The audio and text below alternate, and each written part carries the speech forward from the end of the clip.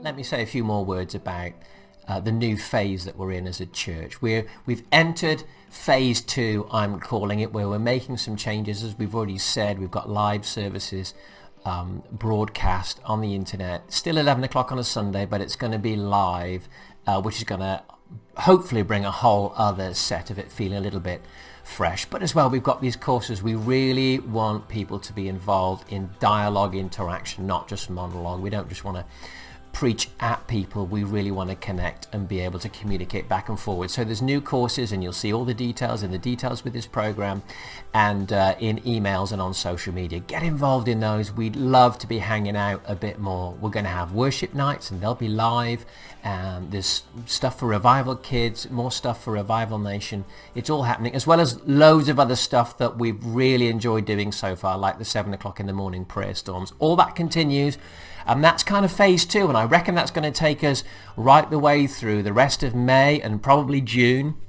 And then I'm hoping there'll be some kind of new phase in July. Now, the headlines in the papers and in the government briefings are that places of worship will be open then, but I've got a feeling that might be historic buildings opening for people to go and quietly pray. We don't quite know. So we don't know what phase 3 is going to look like from July, but we're going to respond to the government guidelines and do whatever we can to really keep improving online and keep our connection online. If we can gather in small groups, we will.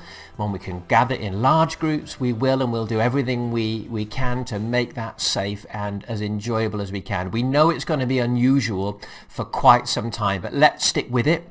Let's stick together. And each of these phases, I don't know, there might be 4, 5, 6 different phases of developing what we do each time.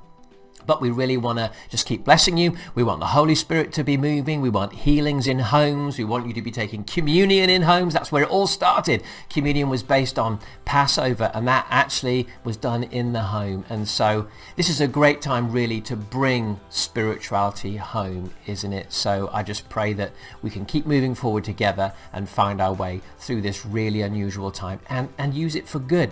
Okay, so can I just say a huge thank you to everybody that's worked so hard in phase 1. James and all the response of the pastors, the location leaders, people delivering groceries, Eternal Benefits doing incredible stuff, delivering food to people and being something of a food bank, and all the media people, all the worship guys, we love you. Vicky for editing all of the programs, 50 programs across the last 7 weeks or so, I think it was, done an incredible job. And so we're moving to a fresh new time. We're going to learn some fresh new skills. We'll bring a couple of staff off furlough to help us to do that, and we're going to begin to move forward, trusting that God is going to carry us right through this whole season. Right.